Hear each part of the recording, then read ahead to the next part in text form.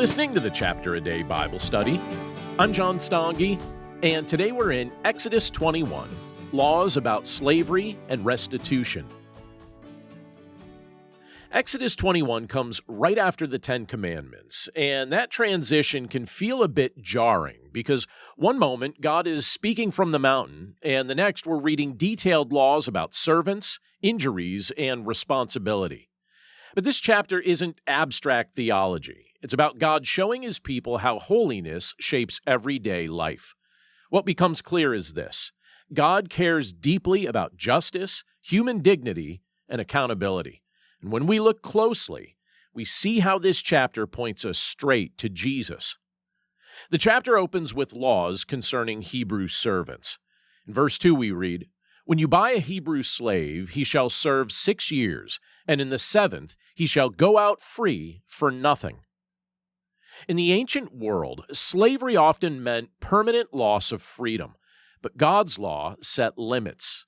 Service wasn't meant to erase a person's worth or trap them forever. God required release and restoration. Now keep in mind that these instructions are being given to a people group who had just spent hundreds of years, generation after generation, living as slaves in Egypt. This tells us something important about God's character. He values all people, and he doesn't excuse exploitation. A powerful moment appears when we're given the example of a servant who willingly chooses to stay with his master. In verses 5 and 6 we read, "But if the slave plainly says, 'I love my master, my wife, and my children, I will not go out free,' then his master shall bring him to God." This wasn't forced loyalty. It was a voluntary commitment rooted in love and trust. That image prepares us to understand Jesus, who took the role of a servant willingly. He wasn't coerced. He wasn't cornered. He chose obedience out of love for the Father and love for us. And as the chapter continues, God addresses violence and injury. Human life is treated as sacred. In verse 12 we read, "Whoever strikes a man so that he dies shall be put to death." Life belongs to God, and taking it lightly wasn't acceptable. At the same time, the law carefully distinguishes between intentional harm and accidental injury. Justice wasn't meant to be reactionary or cruel. It was meant to be thoughtful, proportional, and fair. And that idea becomes even clearer in verses 23 through 25. "You shall pay life for life, eye for eye, tooth for tooth." This principle, by the way, is often misunderstood. It wasn't permission for revenge. It was a boundary that restrained vengeance. Punishment wasn't to exceed the offense. God was limiting human anger, not fueling it.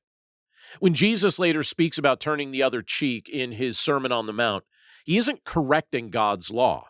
He's confronting the hardened hearts that would often use the law as an excuse for personal retaliation.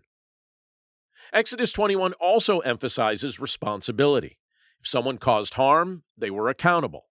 If an ox had a history of violence and its owner ignored the danger, the owner was responsible for the consequences. Negligence was a big deal. Ignoring known risks wasn't considered innocent. God was teaching his people that loving others includes awareness, care, and action. Faith isn't passive, and obedience isn't just about intention. Now, throughout the chapter, God shows his concern for those who could easily be overlooked. Servants, children, and the vulnerable, they all mattered to him, and abuse wasn't ignored. Injustice wasn't brushed aside. Consequences were real. In surrounding cultures at the time, power often defined worth. In God's covenant, worth came from being created in his image. No one was disposable. So how does Exodus 21 point us to Jesus? Well, first, it reveals our need. The detailed laws show just how broken human relationships can be. We hurt each other. Sometimes that's deliberate. Sometimes it's careless. We fail to protect. We overlook responsibility. The law exposes sin, but it doesn't heal the heart. And that's where Jesus steps in. Jesus fulfills the law by perfectly living out God's justice and mercy. He never caused harm, yet he suffered violence. He never sinned, yet he bore the penalty for sin. Well, Exodus 21 helps us understand that wrongdoing demands justice. And the gospel tells us that Jesus absorbed the justice on our behalf. He took responsibility for sins he didn't commit, so we could receive freedom we didn't earn. The willing servant image that we find in Exodus 21, that also points clearly to Christ. In John chapter 10, verse 18, Jesus said, "I lay down my life of my own accord." He chose obedience. He chose sacrifice. He wasn't forced into the cross. Love held him there. His service wasn't reluctant, and his suffering wasn't meaningless. Exodus 21 reminds us that God cares about how faith is lived out in ordinary circumstances. Obedience isn't limited to worship gatherings. It shows up in how we treat people, how we handle conflict, and how we take responsibility for our actions. Through Jesus, we aren't just forgiven, we're changed. The same God who gave these laws now writes them on our hearts.